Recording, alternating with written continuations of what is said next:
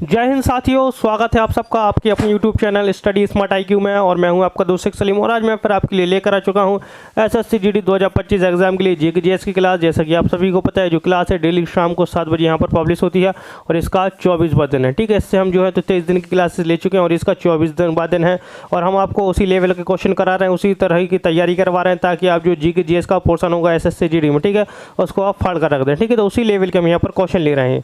तो अगर वीडियो पसंद आती है तो लाइक करें, शेयर करें, सब्सक्राइब करना न भूलें। एंड आपके रिलेटिव्स हैं, पेरेंट और जो दोस्त हैं, ठीक है, जो तैयारी कर रहे हैं SSC GD 2025 की और क्लियर करना चाहते हैं तो आप उनको ये वीडियो भेज सकते हैं। ठीक है, तो चलिए पहला क्वेश्चन लेते हैं। तो पहला क्वेश्चन है पानीपत की पहली लड़ाई। ठीक है, इब्राहिम लोदी और डैश के बीच की लड़ी गई थी। ठीक है, तो जो पानीपत की पहली लड़ाई है तो ये कब लड़ी गई थी? तो पहली बार सबसे पहले ये लड़ी गई थी कब? 1526 में ये लड़ी गई थी। ठीक है, पानीपत के टोटल कितने? 3 युद्ध हुए हैं। कितने? 3। तो अभी तो हम पहली की बात कर रहे हैं। ठीक है, फिर हम बाद में दूसरे और तीसरे की भी बात करेंगे। तो पानीपत की जो पहली लड़ाई है तो ये इब्राहिम लोदी और डैश के बीच में हुई थी। ये हुई थी बाबर के बीच में। ठीक है, बाबर और इब्राहिम लोदी के बीच में हुई थी। किस किस के बीच में? बाबर वर्सेस इब्राहिम लोदी। ठीक है, इब्राहिम लोदी के बीच में हुई थी और इसमें जो जीता था बाबर। ठीक है, और इसके बाद जो है जिसने भारत में मुगल वंश की स्थापना की थी। ठीक है, मुगल वंश की स्थापना की थी। फिर हम बात करते हैं कि भारत में जो है तो 3 पानीपत के युद्ध हैं। ठीक है, पहला पानीपत का युद्ध तो पता चल गया इब्राहिम और बाबर के बीच में हुआ। फिर अगर हम बात करें दूसरा पानीपत का युद्ध, ठीक है, पानीपत का दूसरा युद्ध। ठीक है, पानीपत का दूसरा युद्ध की अगर हम बात करें तो ये कब हुआ? तो पानीपत का जो दूसरा युद्ध हुआ था ये हुआ था 1556 में। ठीक है, 1556 में किस किस के बीच में हुआ था? ये हुआ था अकबर वर्सेस हेमू के बीच में हुआ था। ठीक है, अकबर वर्सेस हेमू। और अकबर की तरफ से जो है तो इसका सेनापति बैरम खान लड़ रहा था, क्योंकि जो अकबर थे इस टाइम में सिर्फ 12 साल या 13 साल के थे। इसके कारण जो है तो सेनापति पूरा संभाले हुए था इनकी बागडोर। ठीक है, और इसमें जीता था कौन? अकबर। और हुमायूं जो हेमू था, ठीक है, ये हार गया था। फिर इसके बाद तीसरा पानीपत का युद्ध हुआ। ठीक है, पानीपत का तीसरा युद्ध है। तो पानीपत का तीसरा युद्ध तो ये बहुत समय बाद हुआ था, इसके 1761 में। ठीक है, 1761 में हुआ। ये किस किस के बीच में हुआ था? तो ये हुआ था अहमद शाह अब्दाली। ठीक है, अहमद शाह अब्दाली वर्सेस सदाशिव। ठीक है, सदाशिव राव। ठीक है, जो सदाशिव थे ये मराठा थे। ठीक है, और जो अहमद शाह अब्दाली था ये कहाँ से? ये अफगानिस्तान से आए थे। ठीक है, तो इसमें जीता कौन था? तो इसमें भी जीता था कौन? अहमद शाह अब्दाली जो है इसमें जीत गया था और सदाशिव राव जो कि मराठा थे, ठीक है, ये हार गए थे और ये भी इसमें मारे गए थे। ठीक है, तो ये तीनों की तीन मैंने युद्ध बता दी। अब यहाँ पर हम बात करते हैं बाबर की। ठीक है, तो बाबर जो है तो ये फरगना अफगानिस्तान से आए थे। ठीक है, तो ये जो है तो इसने कितने युद्ध लड़े? इसने 4 युद्ध लड़े। इसके चारों के 4 जो युद्ध हैं, ठीक है, ये बहुत ज़्यादा इंपॉर्टेंट हैं। तो देखिए इसकी जो ट्रैक है, ठीक है, इसकी 4 युद्ध की, तो इसकी जो 4 युद्ध की ट्रैक है बाबर के: पानी पिया, खाना खाया, चांद देखा, फिर घर गया, ठीक है, एंड मर गया। ये है इसकी ट्रिक। ठीक है, तब देखिए यहाँ पर पानी पिया यानी पानीपत का प्रथम युद्ध। ठीक है, कब हुआ था? 1526 में बाबर और इब्राहिम लोदी के बीच में हुआ था और इसके बाद बाबर जीत गया था और मुगल वंश की स्थापना हुई। ठीक है, तो पानी पिया से तो पानीपत का प्रथम युद्ध हो गया। फिर खाना खाया तो इससे हो जाएगा खानवा का युद्ध। कौन सा? खानवा का युद्ध है। तो खानवा का युद्ध कब हुआ था? तो खानवा का युद्ध हुआ था 1 साल बाद 1527 में। ठीक है, 1527 में किसके बीच में? बाबर वर्सेस राणा सांगा। ठीक है, बाबर वर्सेस राणा सांगा के बीच में हुआ था और इसमें जीता कौन? इसमें बाबर जीता। फिर इसके बाद चांद देखा यानी चंदेरी का युद्ध। चंदेरी का युद्ध। ठीक है, चंदेरी का युद्ध। तो जो चंदेरी का युद्ध हुआ था ये कब? ये 1528 में हुआ। कब? 1528 में। किस किस के बीच में? ये भी हुआ बाबर वर्सेस मेदिनी राय। ठीक है, बाबर वर्सेस मेदिनी राय के बीच में हुआ और इसमें भी जीता कौन? इसमें भी बाबर जीत गया। फिर इसके बाद घर गया यानी घाघरा का युद्ध हुआ। ठीक है, घाघरा का युद्ध है। घाघरा का युद्ध कब हुआ? तो घाघरा का युद्ध हुआ था, ये हुआ था 1529 में। कब? 1529 में हुआ। ये किस किस के बीच में? बाबर वर्सेस महमूद लोदी के बीच में। ठीक है, इसमें भी जीता कौन? इसमें भी बाबर जीता और महमूद लोदी इसमें हार गए। ठीक है, और मर गया यानी इसमें जो है तो इसकी मृत्यु हो गई थी। ठीक है, मृत्यु 1530 में जो है तो इसकी मृत्यु हो गई। तो ये जो 4 युद्ध है, ठीक है, पानीपत का प्रथम युद्ध, खानवा का युद्ध, चंदेरी का युद्ध, घाघरा का युद्ध, ये चारों के 4 जो युद्ध हैं ये बाबर ने लड़े और बाबर से ये बहुत ज़्यादा इंपॉर्टेंट है, यहाँ से भी क्वेश्चन पूछे जा सकते हैं। फिर हम बात करते हैं बाबर। ठीक है, तो बाबर तो जो बाबर है तो ठीक है ये फरगना से आए थे, इसने बाबरी मस्जिद बनवाई। ठीक है, बाबरी मस्जिद का निर्माण करवाया था, ठीक है। और इसका जो मकबरा है तो ये लाहौर में है, ठीक है। कहाँ पर? लाहौर, माफ़ कीजिएगा, शायद काबुल में है, मुझे ध्यान नहीं अच्छे से, काबुल में है इसका, ठीक है। काबुल अफगानिस्तान में जो है तो इसका मकबरा स्थित है। फिर हम बात करते हैं जहांगीर की, ठीक है। तो जहांगीर तो जो है तो ये मुगल वंश का चौथा शासक था, ठीक है, फोर्थ शासक था। इसने बहुत सी चीज़ें बनवाई इसने लाहौर किले में, ठीक है। लाहौर किले में मोती मस्जिद का निर्माण करवाया, ठीक है, मोती मस्जिद। तो मोती मस्जिद जो है ये 3 है। कौन कौन सी मोती मस्जिद है? एक है दिल्ली के लाल किले में, ठीक है, एक है आगरा के लाल किले में, और एक है लाहौर के लाल किले में, ठीक है। लाहौर के किले में तो ठीक है ये मोती मस्जिद शाहजहाँ ने बनवाई, ठीक है। इसके अलावा इसने बेगम शाही मस्जिद बनवाई, ठीक है, बेगम शाही मस्जिद, ठीक है, बेगम शाही मस्जिद भी इसने बनवाई जहांगीर ने, ठीक है। और ये जो जहांगीर है ये अकबर का बेटा था। फिर अकबर तो इसने जो है तो ये क्या क्या बनवाए? तो देखिए इसने तो पानीपत का दूसरा युद्ध लड़ा था, ठीक है। और इसके अलावा उसने बहुत सारे युद्ध लड़े जिनमें इसने जीत हासिल की, ठीक है। इसने गुजरात जीत के, जो गुजरात था, ठीक है, तो गुजरात पर जीत हुई थी, इसने फतेहपुर सीकरी में, ठीक है, बुलंद दरवाज़ा बनवाया था, ठीक है, बुलंद दरवाज़ा बनाया। इसके अलावा इसने आगरा का किला बनवाया। कौन सा? आगरा का किला इसने बनवाया, ठीक है, आगरा का किला इसने बनवाया। फिर हम बात करते हैं हुमायूं, ठीक है। तो हुमायूं दूसरा शासक था, ठीक है, दूसरा शासक था। अकबर तीसरा था, ठीक है, मुगल वंश का। तो जो है तो हुमायूं ने जो है तो इसकी एक किताब है, ठीक है, हुमायूं नामा, ठीक है, हुमायूं नामा इसकी किताब है, जो इसकी बहन गुलबदन बेगम, ठीक है, गुलबदन बेगम ने हुमायूं नामा किताब लिखी थी, ठीक है, जो हुमायूं की एक जीवनी है, ठीक है। और हुमायूं का जो मकबरा है तो ये दिल्ली में, कहाँ पर? दिल्ली में इसका मकबरा स्थित है। और जो मकबरा ये बनवाया था तो इनकी बीगा बेगम, ठीक है, बीगा बेगम, जिनको हम हाजी बेगम कहते हैं, क्या हाजी बेगम भी हम कहते हैं, इन्होंने जो है तो हुमायूं का मकबरा बनवाया था, ठीक है। और हुमायूं तो है तो हुमायूं ने 3 युद्ध लड़े थे, ठीक है। एक 1539 में लड़ा, ठीक है, तो 1539 में, फिर 1540 में, और फिर 1555 में, ठीक है। तो 1539 का तो ये चौसा का युद्ध है, ठीक है, चौसा का युद्ध है। चौसा के युद्ध में जो है तो ये किसके बीच में? शेरशाह सूरी वर्सेस हुमायूं के बीच में हो गया। इसमें शेरशाह सूरी जीता, हुमायूं हार गया, ठीक है। फिर कन्नौज बिलग्राम का युद्ध, ठीक है, कन्नौज बिलग्राम का युद्ध है, ठीक है। तो कन्नौज बिलग्राम का युद्ध हुआ, तो इसमें भी ये शेरशाह सूरी वर्सेस हुमायूं के बीच में हुआ, और इसमें भी हुमायूं हार गया और शेरशाह सूरी जीत गया। फिर इसके बाद जो है तो ये कुछ टाइम के लिए मुगल बादशाहत खत्म हो गई, ठीक है। फिर 1555 में सरहिंद का युद्ध हुआ, ठीक है, सरहिंद का युद्ध हुआ। और सरहिंद का युद्ध में तो ये, ठीक है, हुमायूं जो है तो इसमें जीत गया था, ठीक है। इसके बाद जो मुगल सत्ता थी, ठीक है, ये फिर से वजूद में आ गई थी। तो ये सारी चीज़ें जो हैं आप इनको लिख लेंगे, ठीक है। चलिए आगे बढ़ते हैं। तो वीडियो पसंद आती है तो लाइक करें, शेयर करें, सब्सक्राइब करना ना भूलें। नेक्स्ट क्वेश्चन है जनगणना 2011 के अनुसार, ठीक है, ग्रामीण भारत की आबादी है। तो ग्रामीण भारत की आबादी जो 2011 के अनुसार तो ये थी 83.3 करोड़, ठीक है, 83.3 करोड़ जो व्यक्ति हैं, ठीक है, ये ग्रामीण इलाकों में रहते थे। और 37.3 करोड़ जो लोग हैं तो ये शहरों में रहते थे, ठीक है, कहाँ पर? शहरों में। अगर हम बात करें जनगणना की, ठीक है, तो भारत में पहली जनगणना कब हुई? ठीक है, पहली जनगणना, तो भारत में जो पहली जनगणना हुई थी ये हुई थी 1872 में, ठीक है। 1872 में इस समय जो वायसराय था, ठीक है, वायसराय मेयो ने करवाई थी, ठीक है, वायसराय मेयो, ठीक है, वायसराय मेयो जो है तो इसने जो है तो पहली जनगणना करवाई थी। लेकिन पूछ जाए कि पहली पूर्ण जनगणना, ठीक है, पहली पूर्ण जनगणना, अगर पहली पूर्ण जनगणना की बात होती है तो ये कब हुई थी? तो ये हुई थी 1881 में, ठीक है, 1881 में वायसराय रिपन के समय पर, ठीक है, वायसराय रिपन था इस टाइम में, ठीक है, और पहली पूर्ण जनगणना हुई थी। अब एक क्वेश्चन ये भी पूछा जाता है कि भारत में सबसे ज़्यादा आबादी किस राज्य में, ठीक है, तो अगर हम बात करें राज्यों की तो सबसे ज़्यादा जो राज्य में आबादी है, ठीक है, तो ये है उत्तर प्रदेश में, ठीक है, और सबसे कम की अगर हम बात करें, ठीक है, कम की, तो ये कम कहाँ पर है? सिक्किम में है, सिक्किम में। और अगर केंद्र शासित प्रदेश की बात करें, ठीक है, केंद्र शासित प्रदेश सबसे ज़्यादा जो है तो ये कहाँ पर? दिल्ली में है जनसंख्या। और सबसे अगर कम की बात करें तो सबसे कम है लक्षद्वीप में, ठीक है, आबादी। तो अगर राज्यों की पूछी जाए कि सबसे ज़्यादा कहाँ पर है तो उत्तर प्रदेश में, सबसे कम सिक्किम में। फिर केंद्र शासित की बात की जाए तो सबसे ज़्यादा जनसंख्या दिल्ली में हो, सबसे कम जो है तो लक्षद्वीप में। और इसके अलावा भी जनगणना से बहुत सारे टॉपिक होते हैं, ठीक है, तो जब हम कभी जनगणना से रिलेटेड एक पूरा टॉपिक लेकर आऊँगा मैं, ठीक है, जो आपके एग्जाम से रिलेटेड होगा, ठीक है, तो हम उसको भी यहाँ पर डिस्कस करेंगे। चलिए नेक्स्ट क्वेश्चन लेते हैं अब। निम्नलिखित में से कौन सा राज्य भारत के मसाला उद्यान के रूप में जाना जाता है? ठीक है, तो मसाला उद्यान के रूप में कौन सा राज्य जाना जाता है? अगर हम बात करें आंध्र प्रदेश की, ठीक है, तो आंध्र प्रदेश को भारत का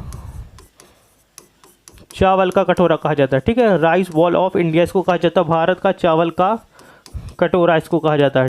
क्या? राइस बॉल ऑफ इंडिया कहा जाता है आंध्र प्रदेश को। ठीक है, केरल, तो केरल जो है तो इसका राइट आंसर हो जाएगा, क्योंकि केरल को मसाला उद्यान कहा जाता है। फिर हम बात कर रहे हैं कश्मीर की। ठीक है, तो केसर वाला शहर, ठीक है, केसर का शहर इसको कहा जाता है, क्योंकि यहाँ पर जो है केसर की बहुत ज़्यादा उत्पादकता होती है। फिर हम बात करें पंजाब। ठीक है, तो पंजाब को भारत का अन्न भंडार, भारत का अन्न भंडार एंड भारत की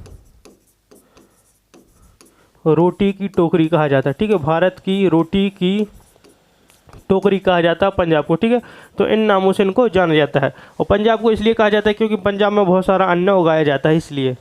नेक्स्ट क्वेश्चन, नेक्स्ट है निम्नलिखित में से किस दशक में भारतीय जनसंख्या में नकारात्मक वृद्धि दर थी? ठीक है, तो नकारात्मक वृद्धि दर थी तो ये थी 1911 से 1921 के टाइम पर। ठीक है, 1911 से 1921 के टाइम पर ये, क्योंकि यहाँ पर बहुत सी जगहों पर अकाल पड़ा, ठीक है, अकाल पड़ा, हैजा फैला, प्लेग फैला, तो इसके कारण जो है तो यहाँ की जो मृत्यु दर है ये बहुत ज़्यादा बढ़ गई थी, जिसके कारण जो जनसंख्या है, ठीक है, तो जनसंख्या में वृद्धि में बहुत ज़्यादा कमी हो गई थी, और इसमें जो है तो वृद्धि दर जो है तो इसमें बहुत कमी हुई थी। क्या हुई थी? कमी हुई थी, इसलिए इसमें नकारात्मकता जो है तो नकारात्मक वृद्धि दर यानी कमी हुई थी। किस किस के कारण से मैंने अभी बताया कि प्लेग फैल गया, कहीं हैजा फैल गया, अकाल पड़ गया, तो बारिश नहीं हुई तो अकाल पड़ गया, फसल ही नहीं हुई, तो जिसके कारण जो है तो ये लोग मरने लगे, तो इसके कारण जो है तो इसमें नकारात्मक वृद्धि देखी गई थी। ठीक है, और मैं अभी बता चुका हूँ कि भारत में पहली जनगणना कब हुई। ठीक है, और जो पहली पूर्ण जनगणना कब हुई, एक चीज़ नहीं बताई थी अभी लास्ट। ठीक है, आखिरी जनगणना कब हुई भारत में? ठीक है, आखिरी, तो आखिरी जनगणना जो हुई थी ये 2011 में हुई थी। ठीक है,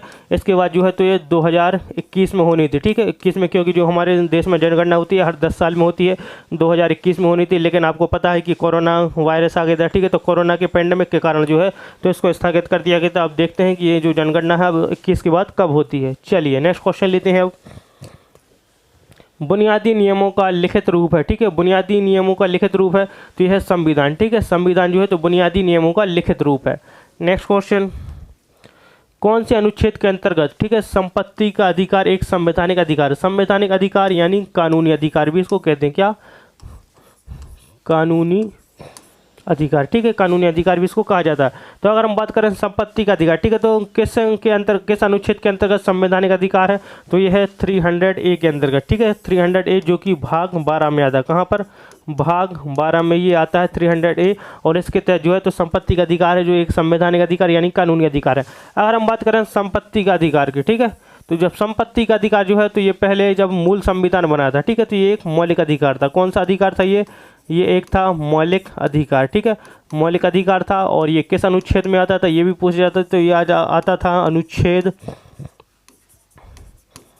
31 के अंतर्गत जो है तो ये मौलिक अधिकार आता था। ठीक है, पहले हमें कितने 7 मौलिक अधिकार प्राप्त थे मूल संविधान में, लेकिन फिर क्या हुआ, एक संविधान संशोधन आया। कौन सा? ये आया 44वां संशोधन अधिनियम। ठीक है, 44वां संशोधन अधिनियम 1978। ठीक है, 44वें संशोधन अधिनियम 1978 के तहत जो है तो जो भारत में संपत्ति का जो मूल अधिकार था संपत्ति का अधिकार, ठीक है, इसको जो है तो अनुच्छेद 31 से हटा दी गया, यानी मौलिक अधिकार की सूची से इसको बाहर निकाल दिया गया, और इसको जो है एक संवैधानिक या कानूनी अधिकार बना दिया गया। और उसके बाद जो है तो ये भाग 3 में भाग 12 में, ठीक है, 300A में है। अगर हम बात करें कि भारत में हमें कितने मौलिक अधिकार दिए हैं संविधान ने, तो हमें 6 मौलिक अधिकार प्राप्त हैं। ठीक है, 6 मौलिक अधिकार अनुच्छेद 12 से लेकर अनुच्छेद 35 तक जो है तो हमें मौलिक अधिकार प्राप्त हो। जो अनुच्छेद हैं तो ये भाग 3 में आते हैं। ठीक है, मौलिक अधिकार जो है तो ये भाग 3 में आते हैं। कौन से में? भाग 3 में आते हैं, और भाग 3 को जो कहा जाता है तो भारत का मैग्ना कार्टा कहते हैं। क्या? भारत का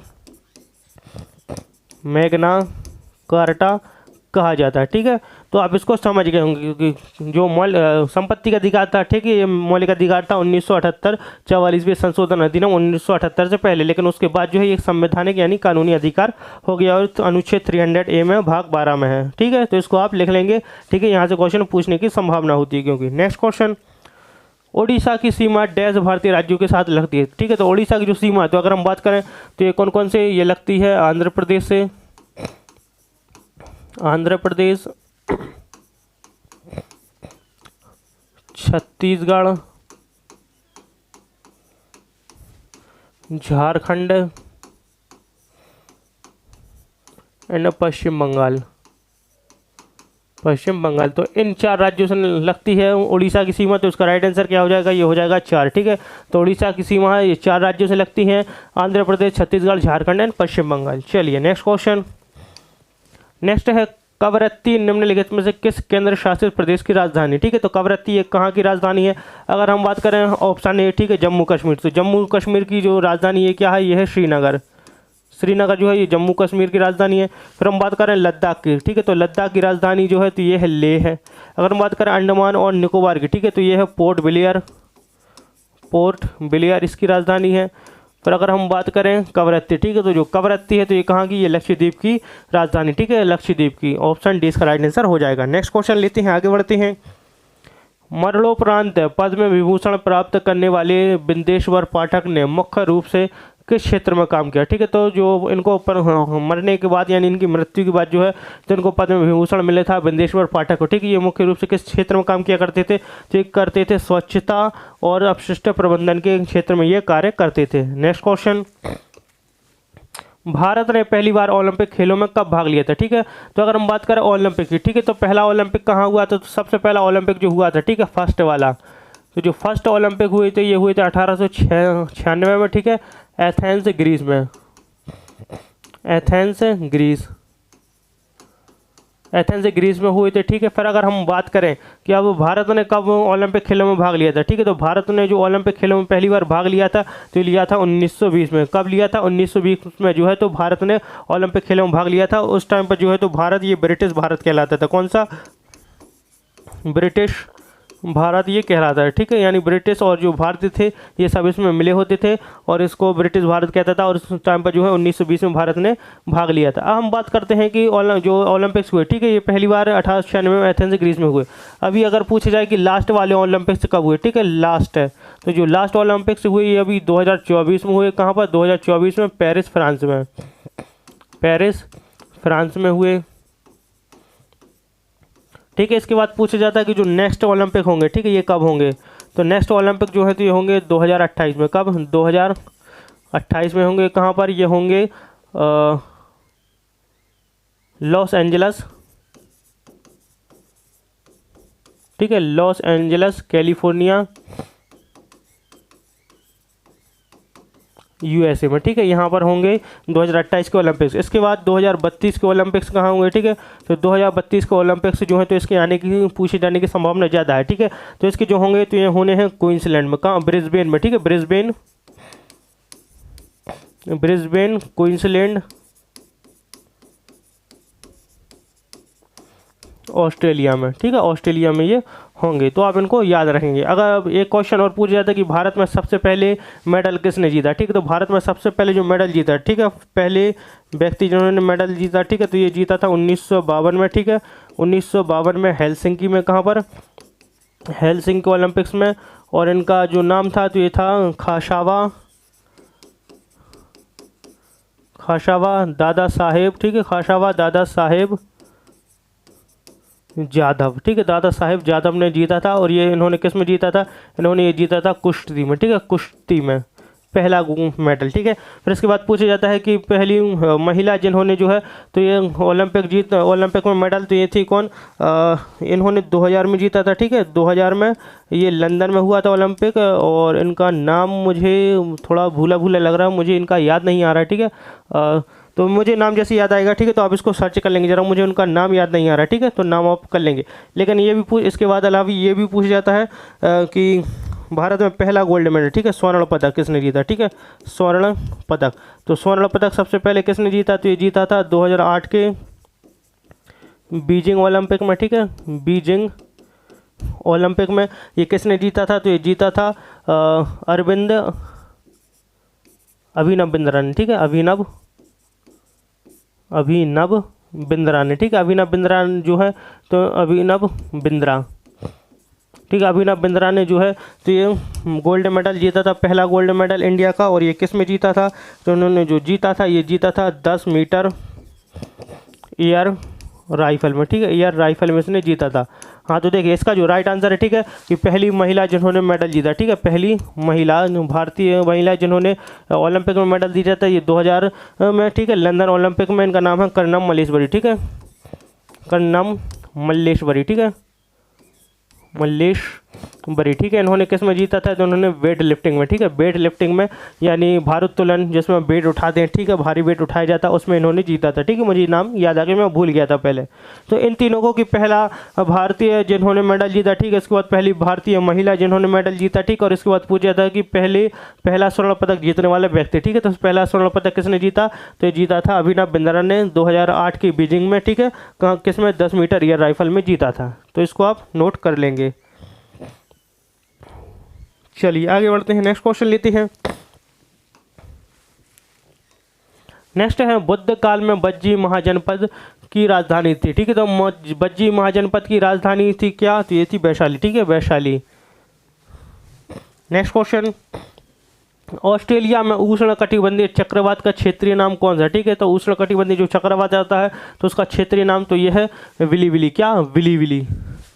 नेक्स्ट क्वेश्चन, मोलिंग राष्ट्रीय उद्यान किस राज्य में, ठीक है। मोलिंग राष्ट्रीय उद्यान जो है तो ये कहाँ पर, तो ये है अरुणाचल प्रदेश में। कहाँ पर, अरुणाचल प्रदेश में। अरुणाचल प्रदेश में 2 नेशनल पार्क है, ठीक है, एक तो हो गया मोलिंग नेशनल पार्क और एक है नामदाफा, ठीक है, नामदाफा नेशनल पार्क यानी राष्ट्रीय उद्यान, ठीक है। तो ये 2 राष्ट्रीय उद्यान है। चलिए नेक्स्ट क्वेश्चन, पल्लवों की राजधानी थी, ठीक है। तो पल्लवों की राजधानी जो थी, तो पल्लवों की राजधानी थी कांचीपुरम, ठीक है, कांचीपुरम जो है तो इनकी राजधानी थी। और पल्लव के जो संस्थापक थे ये थे सिंह विष्णु, ठीक है, सिंह विष्णु जो है तो पल्लव वंश के संस्थापक थे, पल्लव वंश के संस्थापक सिंह विष्णु थे। Next question, tennis champion Sania Mirza की आत्मकथा है, ठीक है। तो इनकी आत्मकथा क्या है, तो इनकी आत्मकथा है एस अगेंस्ट ऑड्स, ठीक है, एस अगेंस्ट ऑड्स जो है तो इनकी आत्मकथा है सानिया मिर्जा की, ठीक है, जो कि भारत की एक टेनिस खिलाड़ी है। फिर आता है अंतर्राष्ट्रीय न्यायालय का मुख्यालय कहाँ है, ठीक है, यानी इंटरनेशनल कोर्ट ऑफ जस्टिस का मुख्यालय कहाँ स्थित है। तो इसका जो मुख्यालय है तो ये कहाँ पर, ये है द हैग नीदरलैंड्स में। कहाँ पर, द हैग नीदरलैंड्स में है। और इसकी जो स्थापना हुई थी 1945 में हुई थी। कब, 1945 में इसकी स्थापना हुई थी। द हैग में इसका हेडक्वार्टर है। और जो इसमें होते हैं, ठीक है, अंतर्राष्ट्रीय न्यायालय में इसमें कितने, इसमें 15 जज होते हैं, इसमें 15 जज होते हैं। और हर जज का जो टर्म होता है, ठीक है, तो इनका जो टर्म होता है ये होता है 9 साल, ठीक है, 9 साल इसमें टर्म होता है। और एक देश से सिर्फ एक ही जज हो सकता है, एक देश से 2 जज नहीं हो सकते, ठीक है। तो ये है इंटरनेशनल कोर्ट ऑफ जस्टिस के बारे में। नेक्स्ट क्वेश्चन, भारत के मुख्य चुनाव आयुक्तों कार्यालय से किसके द्वारा हटाया जा सकता है, ठीक है। तो भारत के मुख्य चुनाव आयुक्तों को तो देखिए इनको हटाने के लिए जो है तो ये महाभियोग लगाया जाता है। कौन सा, इनको लगाया जाता है महाभियोग। तो महाभियोग लगाया जाता है। और इसके बाद जो राष्ट्रपति है, ठीक है, तो ये राज्यसभा एंड लोकसभा में, ठीक है, इनके ऊपर जो है तो ये चलता है। और इस अगर राज्यसभा लोकसभा में, ठीक है, इनको 2/3 बहुमत मिल जाता है, ठीक है, 2/3, ठीक है, 2/3 बहुमत अगर मिल जाता है तो जो भारत के मुख्य चुनाव आयुक्त हैं, ठीक है, इनको हटा दिया जाता है, ठीक है। तो इसको जो हटाया जाता है तो इनको 1 और 3 यानी दोनों संसद के द्वारा और भारत के राष्ट्रपति द्वारा, ठीक है, इन 3 लोगों के द्वारा हटा सकता है। क्योंकि इसमें राष्ट्रपति होता है जो महाभियोग चलवाता है, ठीक है, उनके ऊपर। और फिर राज्यसभा लोकसभा के जो सदस्य होते हैं अगर 2/3 वोटिंग हो जाती है इनके अगेंस्ट तो ये वहाँ से हटा दिए जाते हैं भारत के मुख्य चुनाव आयोग। चलिए नेक्स्ट, शेरशाह सूरी द्वारा जारी किए गए चांदी के सिक्के को क्या कहा जाता था, ठीक है। तो चांदी के सिक्के को क्या कहा जाता था, अगर हम बात करें शेरशाह सूरी, ठीक है, तो ये सूरी वंश का संस्थापक, ठीक है, सूरी वंश का संस्थापक, ठीक है, सूरी वंश का संस्थापक। और इसने जो सूरी वंश की स्थापना की थी ये कब की थी, ये की थी इसने 1540 में, ठीक है। इसने जो है तो 2 युद्ध, मैंने अभी बताया था कि चौसा का युद्ध, ठीक है, चौसा का युद्ध एंड कन्नौज बिलग्राम का युद्ध लड़ा, ठीक है, कन्नौज बिलग्राम का युद्ध लड़ा था, ठीक है। तो चौसा का युद्ध 1539 में और कन्नौज बिलग्राम का ये 1540 में, ठीक है। और इसमें जो हराया था तो ये हुआ था हुमायूं वर्सेस शेरशाह सूरी के बीच में। और ये भी हुमायूं वर्सेस शेरशाह सूरी के बीच में हुआ था। और इसमें जो है तो ये शेरशाह सूरी जो है ये दोनों युद्धों में जीत गया था। और इसके बाद जो है तो 1540 में इसने एक सूरी वंश की स्थापना की थी, ठीक है। तो इसने क्या चलवाया था, तो इसने चलवाया था रुपया, ठीक है, रुपया इसने चलवाया था, ठीक है। और इसके अलावा जो शेरशाह सूरी है तो इसने ग्रैंड ट्रक, ठीक है, ग्रैंड ट्रक रोड का भी निर्माण कराया था। ठीक है, इसकी जो राजधानी थी तो इसने राजधानी बनाई थी सासाराम बिहार में। ठीक है, सासाराम बिहार में। और इसका जो मकबरा है, ठीक है, इसका मकबरा भी कहाँ पर ये है, सासाराम बिहार में। ठीक है, मकबरा भी इसका सासाराम बिहार में स्थित है। ठीक है, और इसका जो रियल नेम था तो ये था फरीद। ठीक है, फरीद इसका रियल नेम था, क्या, फरीद। चलिए नेक्स्ट क्वेश्चन लेते हैं। नेक्स्ट है, निम्नलिखित में से कौन सी सीमा रेखा भारत और पाकिस्तान के बीच विवाद का विषय है। तो जो विषय है तो ये है 24वीं समानांतर रेखा। ठीक है, यहाँ पर ये 30 आना था, 30। तो 24वीं समानांतर रेखा जो है तो भारत और पाकिस्तान के बीच विवाद का विषय है। नेक्स्ट क्वेश्चन लेते हैं। भारत के संविधान में द्विसदनीय संसद का प्रावधान करने का विचार डैश संविधान से लिया गया है। तो द्विसदनीय संसद का प्रावधान ये कहाँ से लिया गया है, तो ये जो लिया गया है तो ये लिया गया है ब्रिटिश से। ठीक है, ब्रिटिश से लिया गया है द्विसदनीय संसद का प्रावधान। इसके अलावा एकल नागरिकता भी यहीं से ली गई है। ठीक है, एकल नागरिकता। ठीक है, एकल नागरिकता भी कहाँ से ली गई है, तो ये ली गई है ब्रिटिश के। अगर हम बात करें फ्रेंच से, ठीक है, यानी फ्रांस के संविधान से, तो यहाँ पर समानता, स्वतंत्रता एंड बंधुत्व। ठीक है, बंधुत्व का जो विचार है यहाँ से लिया गया है, बंधुत्व का विचार। फिर हम बात करें कनाडा से, तो कनाडा से संघ सूची। ठीक है, संघ एंड राज्य सूची। ठीक है, ये ली गई संघ सूची एंड राज्य सूची का जो प्रावधान है यहाँ से लिया गया है। आयरिश से अगर हम बात करें तो राज्य के नीति निर्देशक तत्व लिए गए हैं। ठीक है, राज्य के नीति निर्देशक तत्व। ठीक है, राज्य के नीति निर्देशक तत्व जो है तो कहाँ से, आयरलैंड से लिए गए हैं। ठीक है, तो ये थे हमारे आज के क्वेश्चन एसएससी जीडी 2025 एग्जाम के लिए। आई होप आपको हमारी ये वीडियो पसंद आई हो। अगर वीडियो पसंद आती है तो लाइक करें, शेयर करें, सब्सक्राइब करना ना भूलें हमारे चैनल को। एंड आपके लिए हम ऐसे ही लगातार वीडियो लेकर आते रहेंगे। ठीक है, और हम यहाँ पर लगातार लेकर आते रहे हैं। तो आई होप वीडियो पसंद आई हो तो लाइक करें, शेयर करें, सब्सक्राइब करना ना भूलें। एंड आपके जो रिलेटिव्स हैं, फ्रेंड्स हैं, उनको भी आप ये वीडियो शेयर कर सकते हैं। तो मिलते हैं आपसे अगली वीडियो में, तब तक के लिए good luck and good bye. Thank you.